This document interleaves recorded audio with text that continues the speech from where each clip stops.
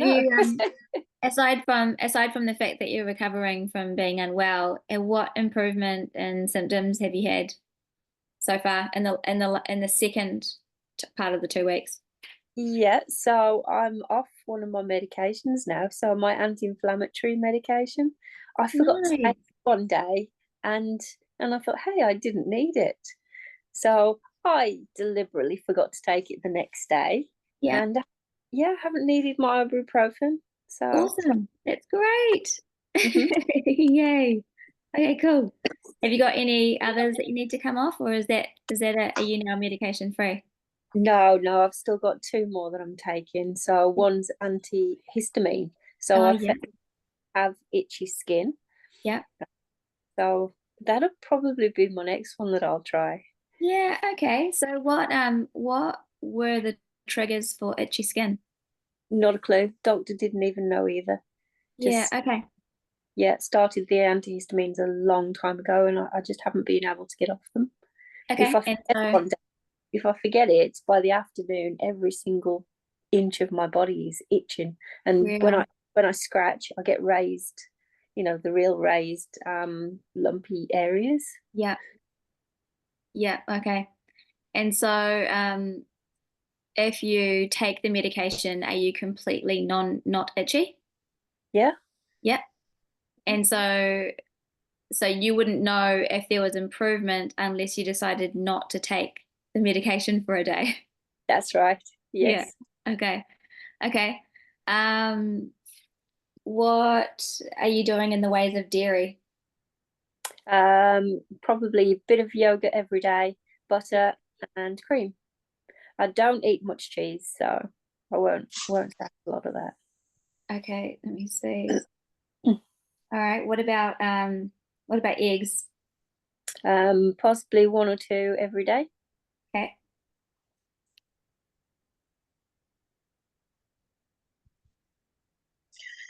Okay. So when you eat the dairy, are you eating cheese as well as dairy, did you say? Not very much cheese. I'm not a Okay. big cheese eater. Okay. Okay. And what meats? This week I've had some venison because my partner went hunting, Yeah. and chicken and steak and bacon. Cool. And is the steak aged? No, Okay. Let's see. Do you eat a lot of poultry? not really. No, So, but what's the main red meat you eat? probably pork. Okay. Okay. So just so you know, processed meats are higher in histamines. So anything cured, and aged. Okay. Yeah. Like, But pork is low histamine, so is beef, unless it's aged. So that's okay. good. So dairy would be the thing to be aware of. So maybe what you could do is on the day that you decide to give that antihistamine a miss, if you do flare, then you know to remove the dairy before you try again. Okay. Yeah. Cool. Cool. All right. But otherwise, well done. That's great news. Thanks. Great. Cool. All right. Hey guys, how Um, how else is everyone going? Any challenges or wins for the week you want to share?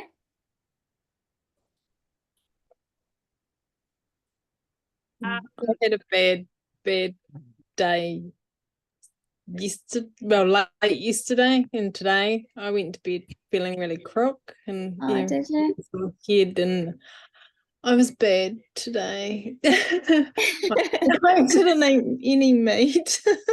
So what do you mean you had a bad day yesterday? Do you mean because you felt crook or because you didn't eat Yeah, well because you felt crook? um, both, both. I didn't eat very well, and then I was still drinking, but I went to sleep last night with a really sore. I felt really off, but then probably about 9 or 10, right up the back of my head and sort of around my head. I just got really, really sore. Oh, yeah, okay. And do you put that down to anything? Well, I used to get migraines, but not really in the back of my head. Okay.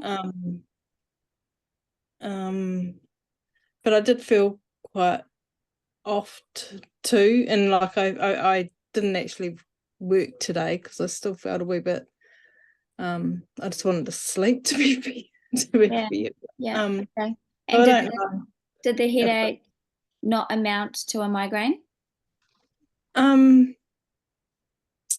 I did have to take ibuprofen for the first time in like weeks. At about probably 2 in the morning. Okay. Um, And so when you used to get migraines, did it always start as the headache and then turn into a migraine? Was there anything No, not different always. about this time? Okay. No. Yeah, it was right up In the back of the head. Yeah. Whereas normally it's sort of eyes, front of my temple or front of my Yeah. And so and do you know if it's cyclic?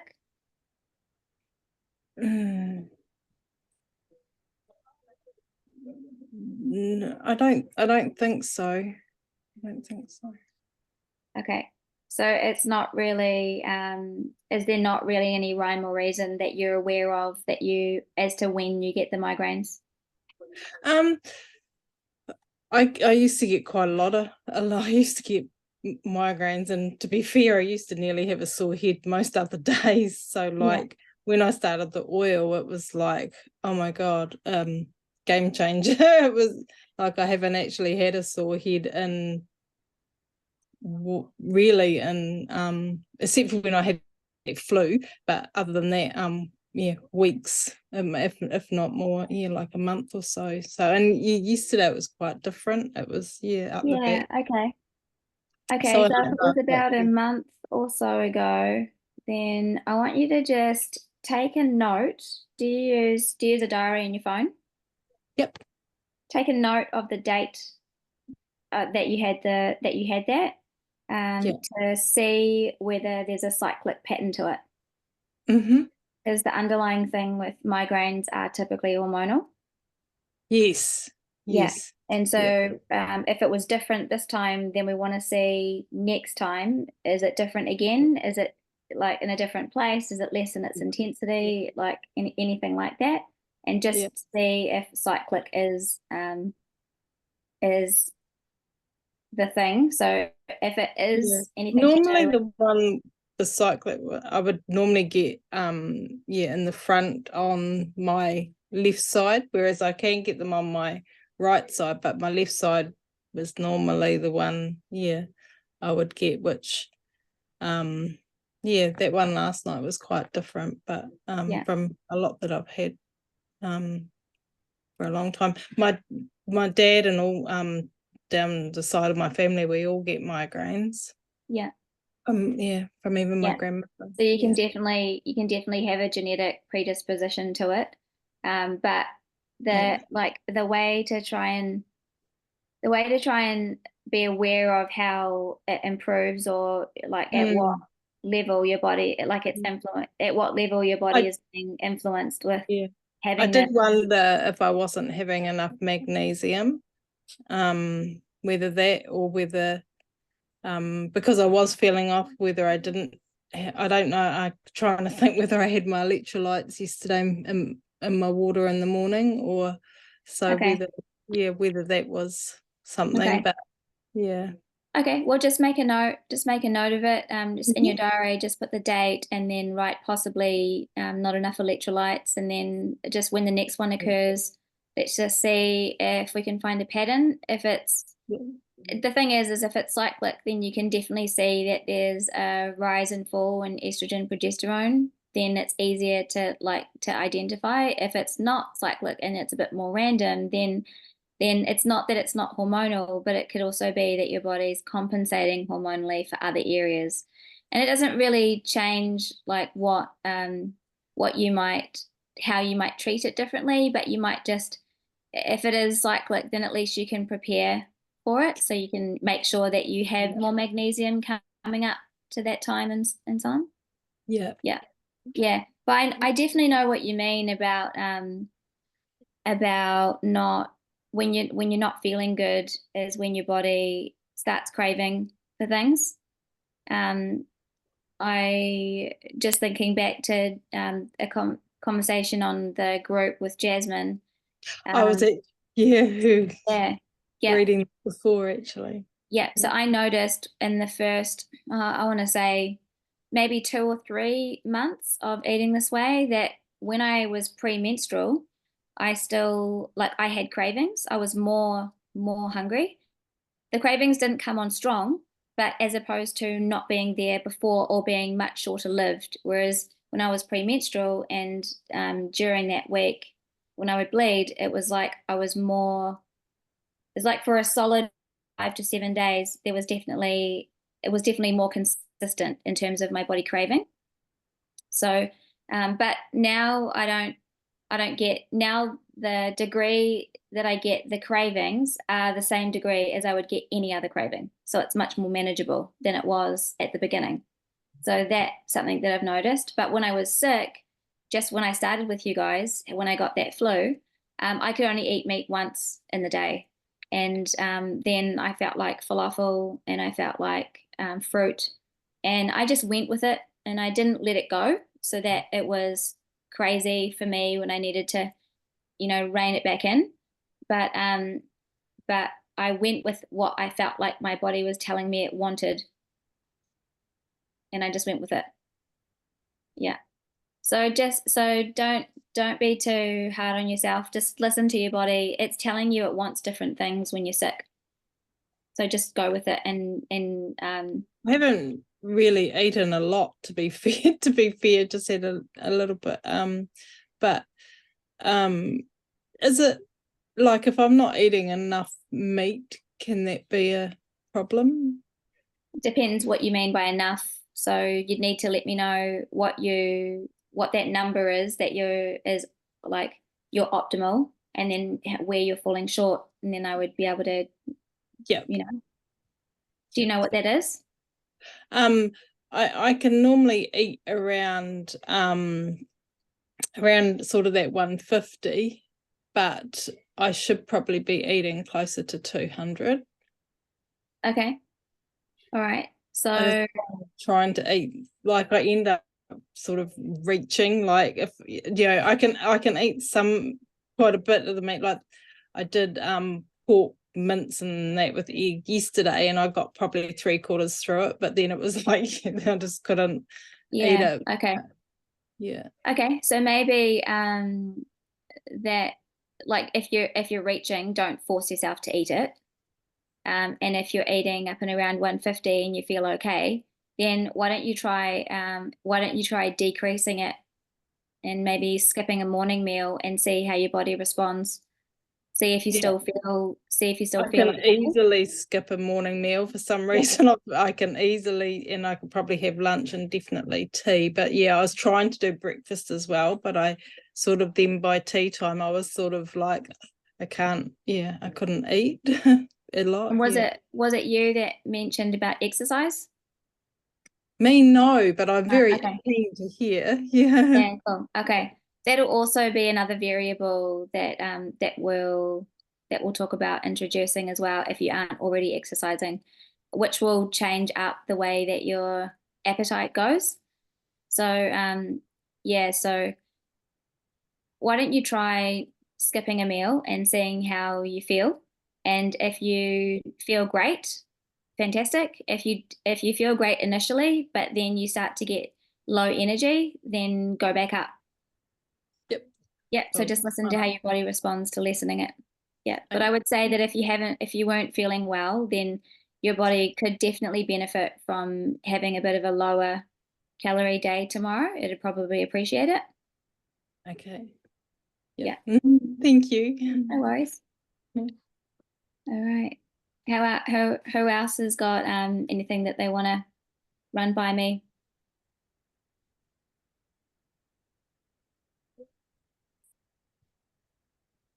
Hi. Hey, Jess. Hello. Hey. Yeah, it's been really interesting realizing that how much I relied on food as an emotional buffer. So taking out, because I don't usually eat meat, so I've introduced meat more into my diet, but then it's like I've taken out everything else. And I think, yeah, especially when I had my period in the weekend, and but yeah, it's just really, I think I'm just in a everything's different kind of emotional space, because I've Mhm. also moved back to Auckland and I'm like still setting up my space. I'm still kind of like finding stable work, and then I've like changed my diet completely. And I just a few days ago I was like, like I felt like I needed something stable, and there's certain foods that I go towards that like ground me in my mind or something that I Yeah, that comfort couldn't you. go to, and I kind of had this, yeah, I just had this like uncomfortable new feeling. Yeah. Yeah, Oh, well, let's be honest. When you eat carbohydrates, it feels like a hug.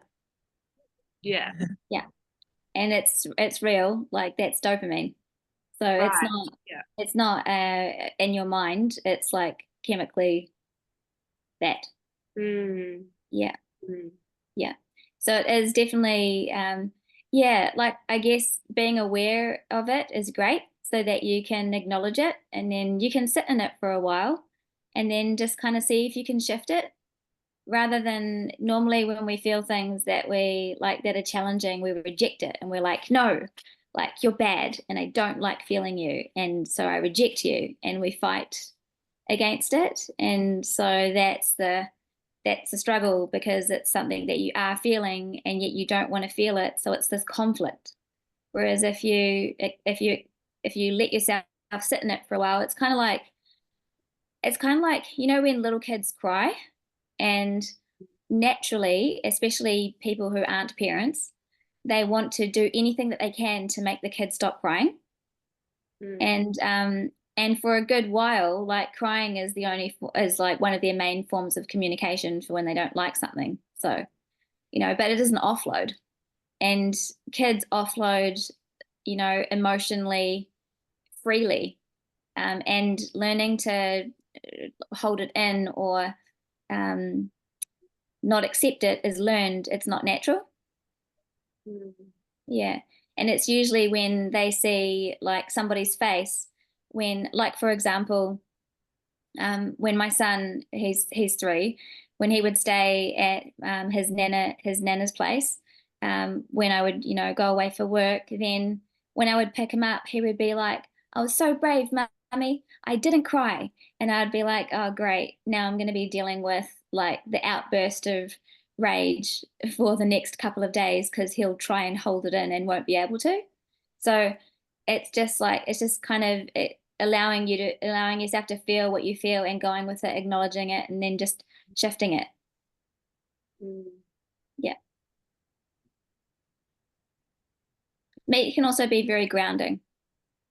Yeah, I think it's just changing because dairy and milk was also there, and then I cut that out as well, and then I was just like, yeah, I think it's just bringing up some extra things that I Yeah, have to deal with, that it's I actually have to be with, and it's uncomfortable. it's really funny that you say that because do you know why dairy is, I mean, when I was vegetarian, dairy was the last. I mean, I actually still ate eggs through it, so I couldn't technically say I was vegan, but um, giving up cheese was like, do you know what I mean? Like pizza was my death row meal. Like if I was to have my last meal on this Yeah. planet, like it was pizza, 100%. And I remember the day I found the there's this cafe in Addington. I can't remember what it's called. It's a vegetarian cafe. I can't remember what it. I think I've Yes, heard that of one. That one. it. Yeah. Yeah, and they do a hemp burger with hemp a hemp cheeseburger, quarter pounder they called it.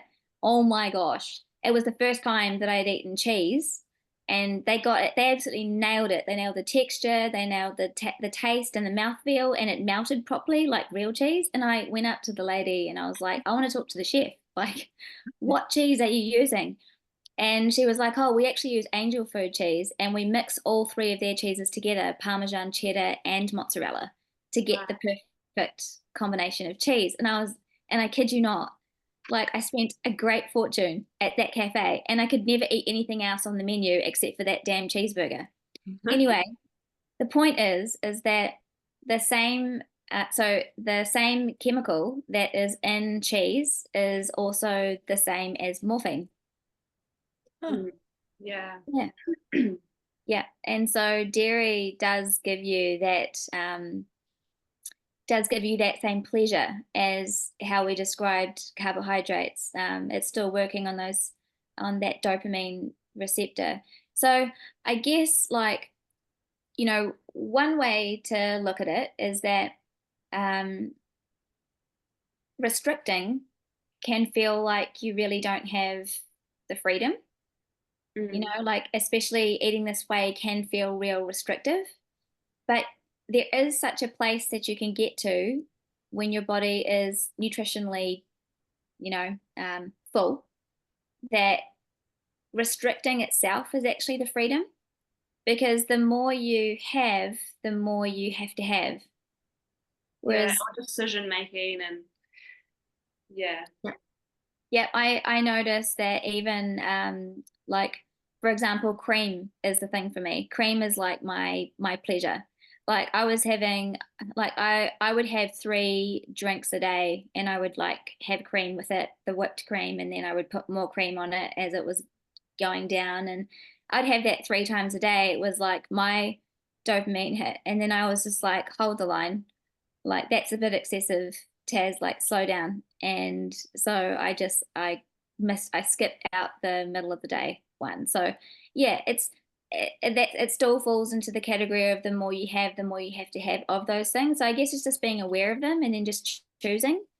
Yeah, I mean, I'll still have it, but like, it is energy for me to have. But I can say, and this is in no way, shape, or form, like, building up any kind of sainthood that I have. But I can honestly say that because the history that I have with dieting, the desire to eat cake or sweets and those things is just simply not there, because the freedom that I have not desiring them is so freeing that if I introduce them, I know that I'll want more, and that's the trap for me. Yeah, you're not free because you can't control the urge. Yeah, it's it's like not free. it's like if you were to separate your spirit from your body, your spirit wants to go one way, body wants to go the other. Whereas if you can have them intertwined, then I would say that's grounding. Yeah. And your spirit feels comfortable in your body when you're the most healthy, like the most. Yeah, totally. That's when energy flows. Yeah. Yeah. Yeah, definitely. Yeah. Thank you. Yeah, that's a great Nice way to see it and comprehend what's going on. Yeah. Joy, how are you getting on? You still there, Joy? Last week you were feeling tired. Any shift in your energy?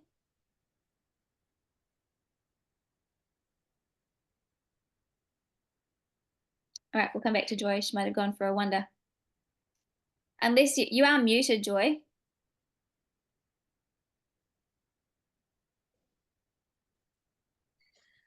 Oh, there we Sorry, go. what? Yeah, I just was asking, how are you going this week? Last week, your energy was super low. Yeah, it still is. What changes have you made? In what way? Sorry. In any way, and give me some feedback. Let me know where you're at so I know what we're working with. Eating what you're supposed to? You have to be a bit more elaborate than that, Joy. Right. Tell me are you in a spot where you can speak openly, or have you got people there and you can't really? No, I can. Okay, cool. Just checking because I can't see you. How many times a day are you eating, and what are you eating? Trying to make the three times a day. Okay. Did you go through the session where you were able to look at how many grams of protein that you needed to have relative to Yeah, your I was yeah, I was actually having over, Oh, good. Okay. All right. but that And wasn't so, including snacks. That was just the meals. okay. I'd love for you to post that on the page so that I can see. Do you reckon you could do that? On the main page, is that what you're talking? Sorry. Yeah, yep. If you just want to post on the page just like a day's worth of what you're eating, and like for your meals and snacks, and then that will give me like a bit of a picture of what it is that you're doing, so I can give you some feedback. Yeah, I'm not really having snacks, sorry, and forcing myself to eat the meals. So yeah. Forcing I yourself can to eat agree with everyone else when it's very difficult to eat full stop. because it's meat, or because of something else. Yeah, because of me. Often, yeah, you'll have a few mouthfuls and then it's like, no, you don't want any more. Yeah. Oh, Okay. I'm gonna be sick. Yeah. Okay. All right. So it's a bit of a mind place that you're in at the moment. No, because that's what other people are telling me that yeah, that's the reason why it's not working. It's no, I mean I will eat it. It's not I won't because I know it, yeah, that's the whole purpose of this is to give it a go. So I'm not anti that or anything. Yeah, but I mean, just physically, your body's just not like you're feeling. Is it like when I try and get my son to eat a sausage, and then before he even takes a couple of mouthfuls of it, before he even starts chewing it, he's like, "Ooh," is it like that?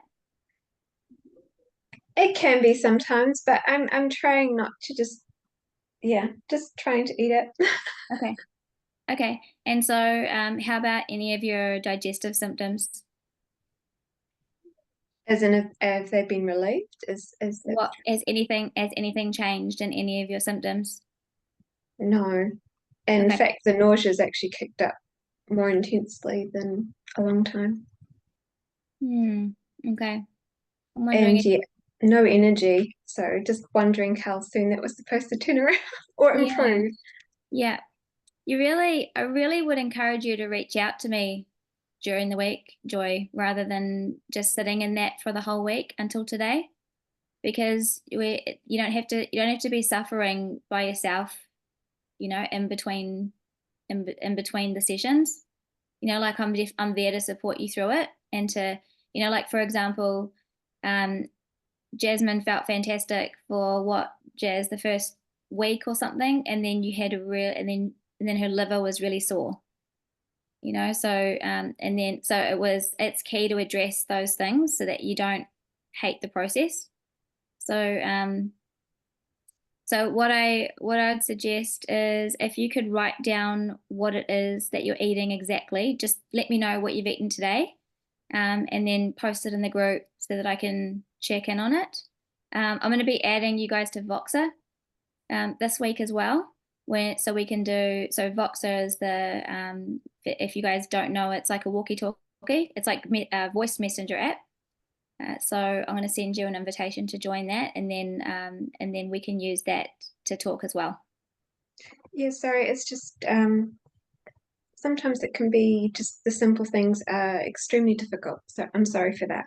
No, you don't. It's definitely no need to apologize. Just let me help you. That's all. That's all. Just letting you know what I need so I can support you. Okay. All right. Well, so I can't remember who it was, but someone asked me about cholesterol this week. Was it Jazz? No, it wasn't me. Who asked me about cholesterol this week?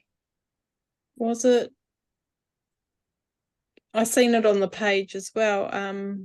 Is it the lady that's sick? No, it wasn't Sue. Can't remember who it was, but anyhow, it doesn't really matter. Doesn't really matter who it was if it wasn't any of you who are on here now. But how many of you guys have wondered about cholesterol? Yeah. Yeah. Is it a concern for any of you? I don't have high cholesterol, but I just wondered being heavier, like obviously I want to lose weight and that, and I've done keto a lot, but of course it's not as strict.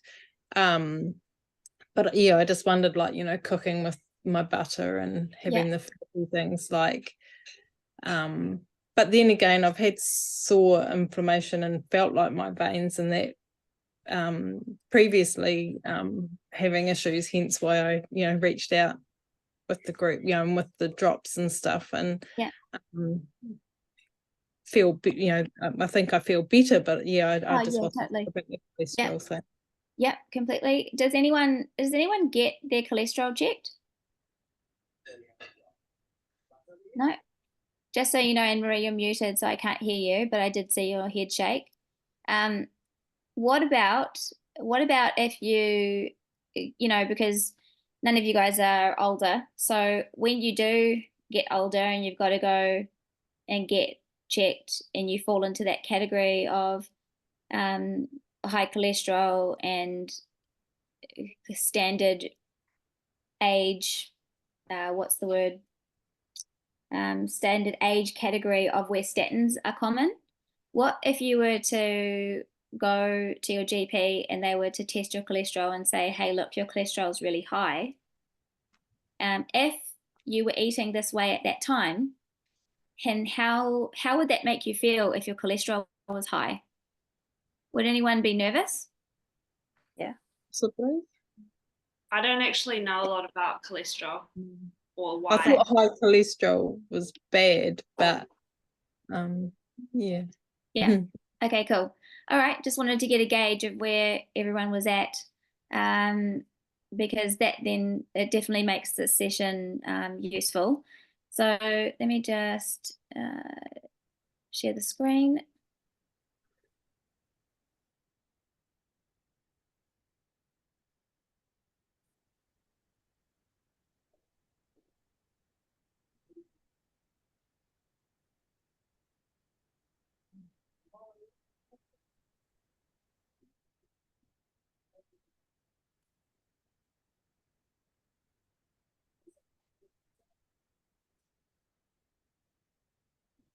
Cool. You guys seeing what I'm saying? Yep. Great. Hey, my camera is working today. Yeah. Yeah. So random. Okay. All right. So let's cover tonight saturated fat and cholesterol, the purpose of cholesterol, atherosclerosis, and what causes it. These are the main issues. If there are any things that you can think of that are concerns for you that are not in that aren't covered here, then let me know. But I feel like this is the real underlying concern with cholesterol. Am I right? Okay. All right. So saturated fat and cholesterol. First of all, does saturated fat increase cholesterol? Yep. Is high cholesterol bad? Not necessarily. Okay, so we're going to look into what makes it bad and when is it not bad. But is low cholesterol bad? Yeah, always. So high cholesterol can be bad, but might not be. But low cholesterol is always bad. Okay. All right. So first of all, let's take a look at this, because do you know, like when it comes to the media want to share a good story, but they don't really want to share any story where the rhetoric has changed. Do you know what I mean? So so it was the recommendations for dietary guidelines on cholesterol actually changed, and yet when cholesterol was touted to be causing harm, you know, every man and his dog was aware of it, is aware of it. Even, you know, even you guys are aware of cholesterol being bad, and probably some of you, if not all of you, don't even really know why, right? We just know that it would be a bad thing. And yet it's now stated, so you can see there, published April 21, 2020, updated. There is no longer a specific recommendation to limit dietary cholesterol. Right? Other dietary factors can impact cholesterol levels. Right? So did anyone hear about that change? No. No. So there was a limit before. What were the foods that we needed to limit? Eggs. Yeah. Salty things? Does it have to do with salt? No, indirectly, but specific to cholesterol, right? So specific to cholesterol, we were told that eating too many eggs a day was an issue, and eating animal fats was an issue because of its effects on increasing cholesterol. But that was changed, and we didn't know, right? So for decades, major dietary recommendations in the US included advice to limit intake of cholesterol from foods to 300 milligrams or less a day. This recommendation was not included in the 2015 dietary guidelines. Similarly, the 2019 guidance from the American Heart Association and the American College of Cardiology did not issue explicit recommendations on dietary cholesterol. So people were left wondering, like, now what? Like, now they were confused. So check this one out. So this is in Japan. The cholesterol hypothesis was established several decades ago and has been accepted in medical fields worldwide. The hypothesis suggests that decreasing the intake of cholesterol and saturated fatty acids, so animal fats, while increasing that of linoleic acid, which is abundant in vegetable oils, is effective in lowering the total cholesterol and thereby preventing atherosclerotic diseases. Recommendations based on this hypothesis have been repeatedly issued from authoritative organizations such as the WHO and NIH. All right, and most medical societies in Japan have accepted these recommendations, as did the rest of the world. However, the guidelines based on the cholesterol hypothesis included some misinterpretations of the report data and were found to be even risky for the majority of people, the general population, over 40 to 50 years of age. So they actually concluded that there was misinterpretation of the data and that it was actually found to be risky to be low in cholesterol, especially for people between 40 to 50 years of age. For a woman, what's happening between the ages of 40 and 50? Menopause. Yep. Significant impact on hormones. Okay, on the other hand, a law came into effect in the EU to secure the clarity and fairness of clinical trials in 2004. Since then, clinical trials on cholesterol-lowering medications performed by scientists with no conflict of interest with industry have revealed that these are effective in lowering LDL levels. So it's true that they are effective in lowering LDL levels, but are essentially ineffective in preventing atherosclerotic diseases. Which begs the question, well, what the heck is the point in having the statins then? Yeah? Yeah. Okay. All right, next page. All right, so what is the purpose of cholesterol? All right, so first of all, it helps with the fluidity of nutrients going into cell membranes. So you can see here on the right, the membrane. Okay, so the membrane is like we're made up of cells. Okay, everything is just is clusters of cells in our body, and those cells have a fatty membrane. And when the membrane is viscous, it means that it doesn't accept nutrients in very well. Okay, it's like dry, like a desert ground. You know, if you tip water over a desert ground, it's like does it sit on top or does it go in? So, Right? Yeah. And so I actually I spoke to a lady on the weekend who was using hemp seed oil, and she had and she noticed inflammation decreased with hemp seed oil, right? Hemp seed oil without the cannabinoids is just essential fatty acids, right? So what do you think it does to the cell membrane wall if we were, and she was elderly, right? And so I asked her, do you have a low fat diet? She said, oh, yes. Yeah. She would never eat, she doesn't eat butter, she has marge, and she does not eat fatty cuts of meat, right? So when someone's focused on having a low fat diet, then the cell membranes are going to be viscous. When they're fluid, it means that nutrients can move in and out of the cell accordingly. Okay, so it's really, really important that we have good amount of cholesterol in the body. Second reason, which I've showed you before, is that it is the precursor for all your hormones.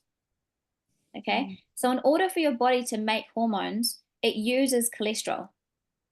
And whether they are your stress hormones or whether they are your sex hormones, cholesterol is the main ingredient. So your body actually makes cholesterol, so the liver makes cholesterol, but you also benefit from having dietary cholesterol. Okay, that's why we call them essential fatty acids, just by the way. Okay, and then we've got bile. So your body also uses cholesterol to make bile. Now, you don't really need to understand this at all. All you need to understand is that cholesterol is what is required for all these pathways. Okay, and the end result is that you make bile. So none of these steps can happen if we don't have cholesterol. Okay, so how, there are other factors involved in people having their gallbladder removed.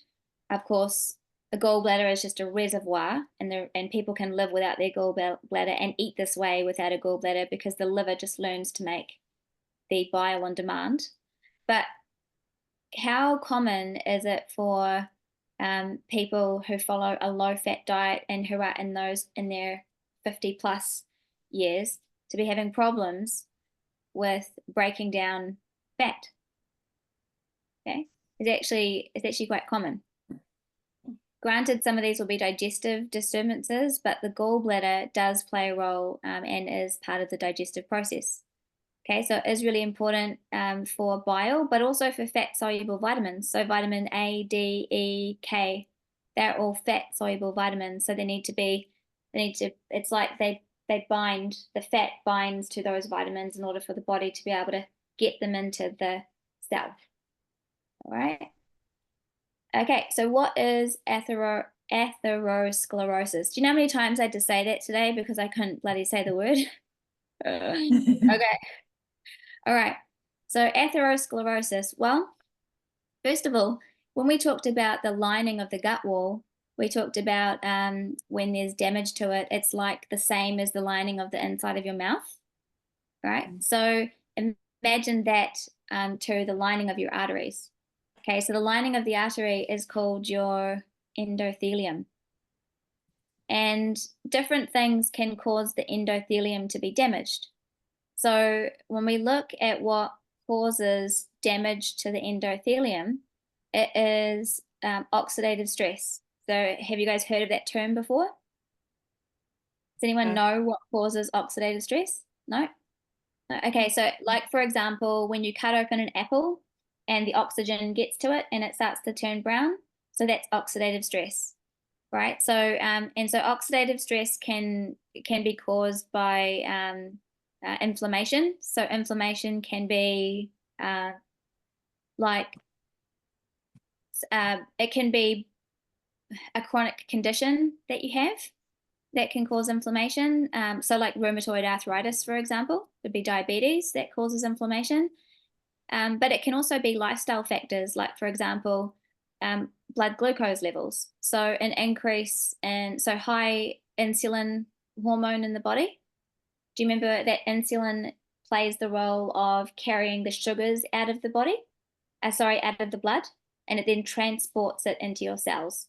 Okay, so that's the role of insulin. So insulin gets triggered whenever you eat and its job is to remove the sugars. So how much sugar is there in meat?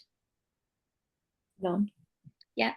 And if we're eating high fat dairy, so not low fat dairy where the lactose is higher, but when we're eating full fat dairy, unsweetened, how high is the sugar? Yeah. So there's not going to be insulin. There's hardly going to be any insulin at all used to be transporting the sugars because there's hardly any sugar at all. But if you think, all right, if we moved from this way of eating to some version of a moderate, so this way plus maybe keto, but then if we go further into more of a Western way of eating, and then we go and if you can imagine the complete unawareness of eating. So I would say that a lot of people can sit between what they think is healthy and what really is healthy being the disconnect. So you can imagine that if someone was to eat a healthy meal, they might think that that consists of a bowl full of rice with some with curry and vegetables, right? And so the amount of rice and fat in that meal would trigger a significant insulin response, significant, right? Bread and so on. And so high blood glucose levels can cause damage to the lining. Then we can also get damage to the lining from like when you fall.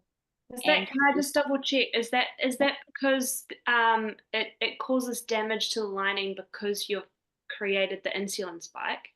Is that what's damaging? Okay. Yeah, so the insulin spike causes oxidative free radicals. And the free radicals are what are attacking the cells. So the oxygen attacks the cells of the apple and turns it brown. That's oxidative stress. Free radicals then also can damage the lining of the wall. So every time there's an insulin spike, when there's excessive insulin in the blood, that whole environment causes damage to the endothelium, which is why diet and lifestyle is such a big one for heart disease, right? So what about trans fats? Okay, so foods with trans fats in them, so like canola oil, any kind of oil that's vegetable based that has been man-made, like altered, right? So that is also a big free radical fest, and contributes to the total amount of free radical damage going on. And then you also get damage to the lining if you fall and hurt yourself, so trauma. And then if you have surgery, right? So all these kinds of things are how the damage occurs to the inside of the lining. So then what happens is that the body, like on the outside of your skin, how you would form a scab, that exact same thing happens on the inside. Okay, so there's the inside is bleeding. We now need a scab to form over it. And so in injuries that are not chronic, okay, but if they're acute, okay, then the body can sort itself out without needing to form any plaque. Okay, so it'll just use it by forming a scab. All right, but if the situation is chronic, okay, so if the way that someone is eating is a high insulin environment and it's over a long period of time, then what happens is that that's no longer a short-term problem, like if you fell and hurt yourself. It's a long-term problem, so it's now considered chronic. And now the damage is so significant that plaque is necessary. So what happens is that the body makes what's called macrophages. That's how you pronounce it. The combination of fat. So see these little yellow orangey things here. That's the cholesterol, and also the white stuff here is like a fibrous tissue. So all of that kind of forms together, and the way that I'm imagining it is kind of like this fibrous tissue with some other sticky stuff, and then the fat kind of like binds it together like the glue. And it is then designed to form a band-aid over the, like when you bite the inside of your mouth, it's to form a band-aid over that, but inside the lining of the artery. Okay, so the cholesterol is actually providing a very beneficial role in saving your life, because you can't have inflammation of the arteries like that. That damage cannot stay open. The scab has to form and it must be covered. The problem is that once the body gets into a state where it is using cholesterol and not what I described before, where it's just making scabs with, hardening blood, if you will.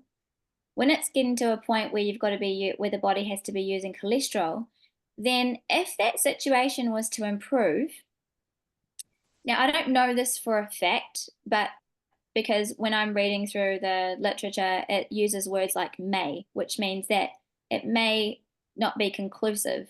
But what they're suggesting is that once plaque is formed, it never goes away. It stays like a scar, right? A scar, like how scars stay on the outside of your body. However, if the condition of the cholesterol then becomes good, all right, so there's a change in diet and so on, and there's good amounts of HDL and LDL cholesterol, then the body can reuptake the cholesterol, which is this yellow stuff. It can reuptake the cholesterol, and then the liver just processes it and uses it as it would other cholesterol, or you just poo it out and it just becomes waste. Okay, it won't get rid of the plaque, but by getting rid of the fatty substance, it decreases the size, allowing more space for blood to flow. Does that make sense? Mhm. Yeah. So cholesterol is necessary in order to perform this function.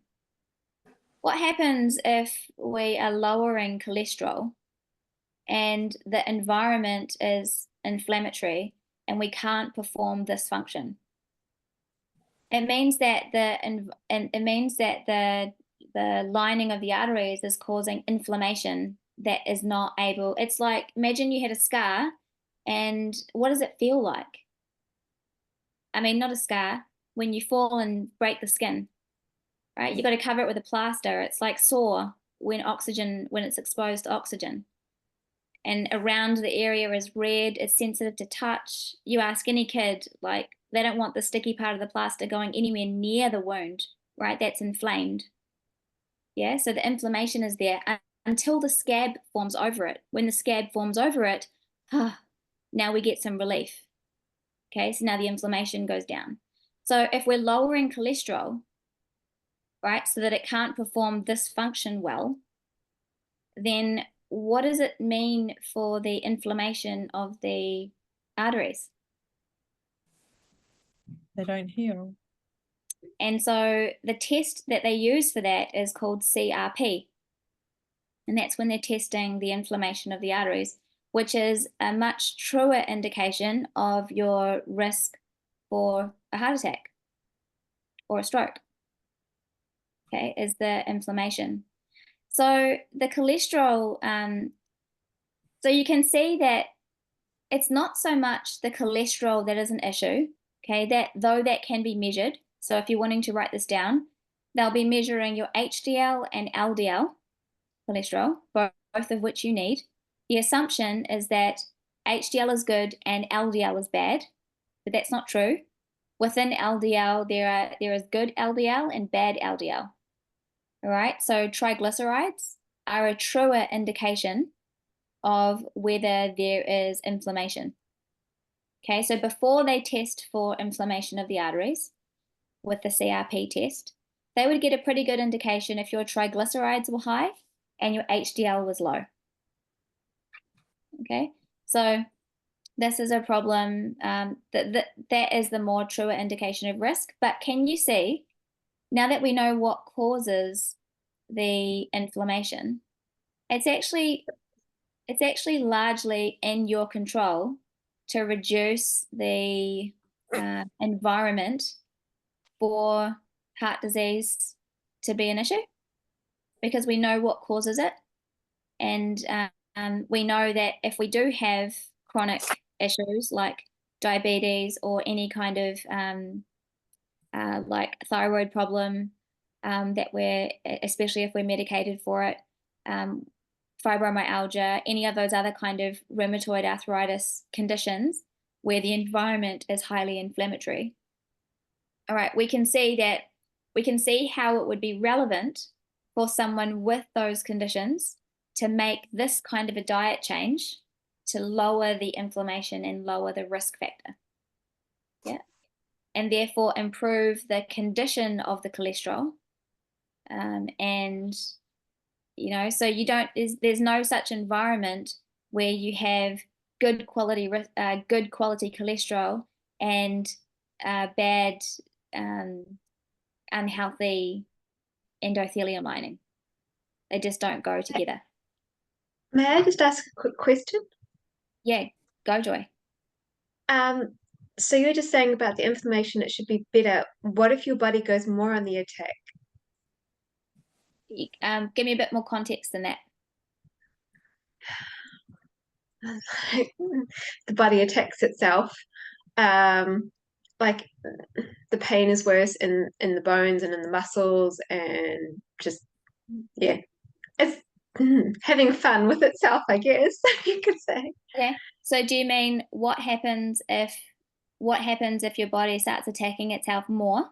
You were saying that this diet is better for the inflammation, which I get where you're coming from, but I'm just asking why then all of a sudden it's gotten worse that way if it should have gotten better. Well, I guess it also depends on, you know, like it's hard to say when it's difficult to see what you're eating for a start. So let's just say that that's an assumption. Secondly, as I was talking to Anne-Marie, we were talking about histamine foods. Okay, so if someone has a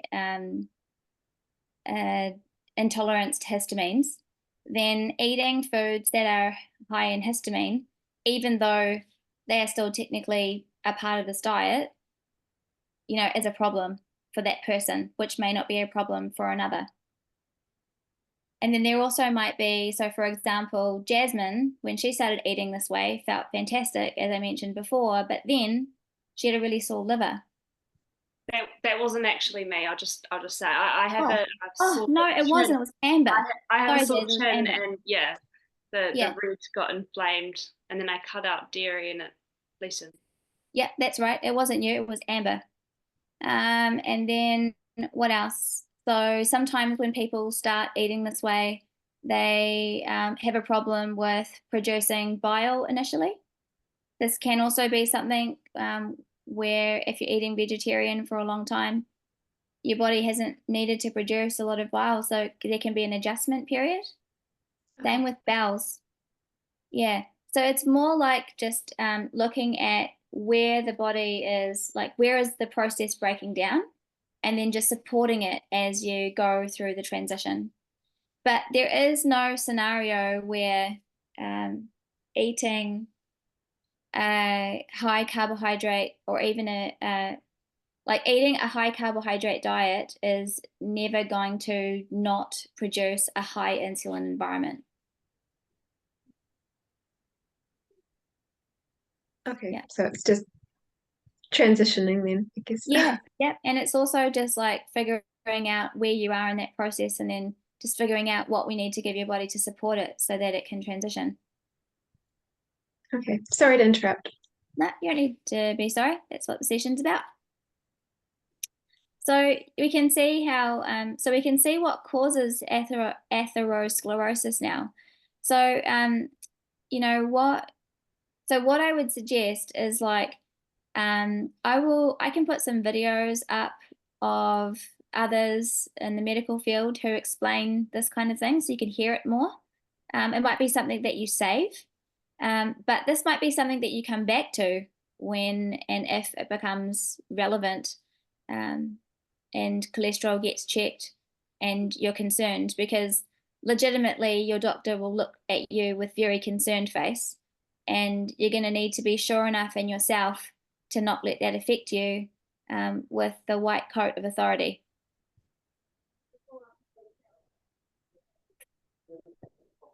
Erin, I had some bloods done not that long ago. if I was to take a photo of it Yeah. and fly it to you, I don't really understand them, and the doctors normally just either say, you know, you're fine or not. Yeah. Yeah. Yeah, sure. Go ahead. Yep, definitely Yep. flick it through. Yep. Cool. All right, guys. Well, that's what I had prepared for tonight. So I also just wanted, was there any other questions, anything else that you wanted to mention before we tune out? Just about how much like exercise and so forth. Yeah, yep. So exercise, I'm going to cover that next week as a topic, just by the way. But exercise, are you currently exercising? Not much. Okay. What are you doing? Me, mainly in the weekends, it's just sort of like, you know, gardening outside, lawns. So I haven't got back on Okay. I have Yep. So cross you're trainer and physical. stuff. So you're physical Yeah. on the weekends, but it's not a focused time of exercise. No. Although gardening is gardening feels like exercise. You're basically doing squats for hours. Yeah. What exercise do you like to do? I've got a cross trainer and a rower and stuff. Also, I don't mind, like, that's all at home. Yeah.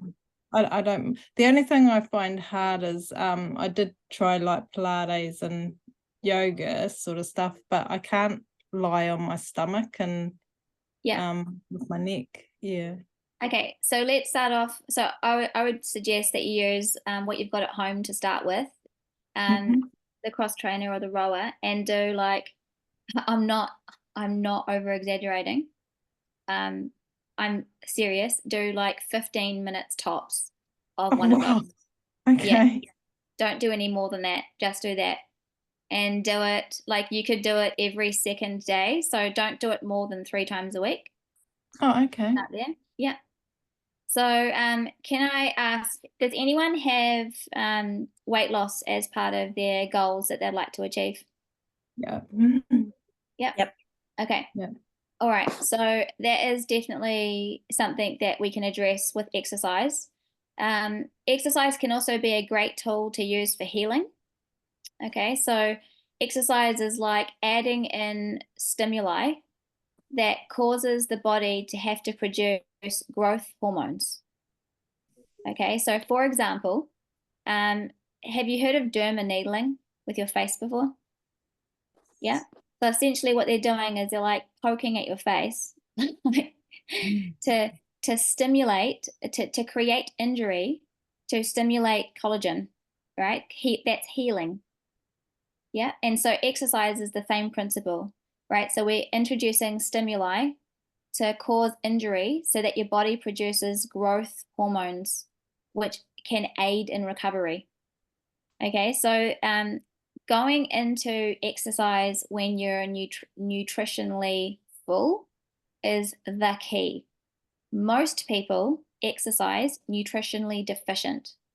Okay, so in this context with you guys here, I would suggest that Joy would be the only one at this point not to introduce exercise other than walking, just because, unless she was already exercising, just because Joy, your body is already, it's still in the stressed state. So we don't really want to add more stress to that environment because you would not be producing growth hormones as much as you would be producing more stress hormone. Oh, really? Because I do Pilates. That's fine. If you're already doing it, it's not new stimuli. Okay. Yeah. So in terms of introducing anything new, so I would suggest 15 minutes of exercise if you're not exercising already, 3 times a week, and then we'll address it next week in a session. And there's so much in there. It's actually so cool that we could spend a few sessions on it. Understanding it truly is a real game changer, especially when you understand how your body stores fat, and that it stores differently on different people according to where the area of hormonal imbalance is. So Yeah, so there's some real cool stuff that we can go into with exercise. So let's cover that next week, and then just start there for now.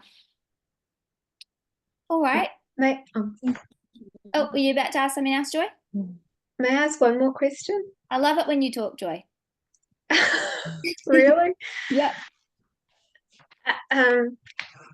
How soon, personally, for you, did the emotional moments cease or get better or not get worse?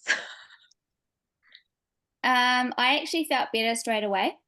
Oh, okay. Yeah, I actually felt better straight away. However, like if you think about the industry that I'm in and what I do, like I've been in this space for like 15 years plus.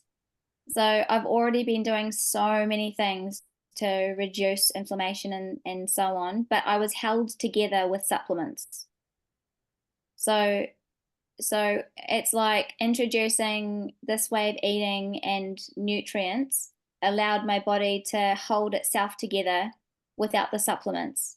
So it was almost like a relief.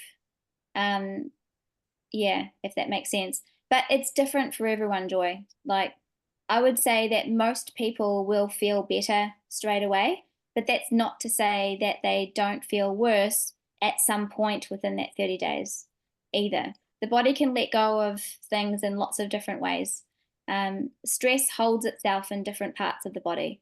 For some people in the like energy healing space, they talk about it in terms of chakra and things like that. But in the Western space, stress holds itself in areas. So, for example, sometimes when people get when people have a sore tummy because they're feeling anxious and it's manifesting in the tummy.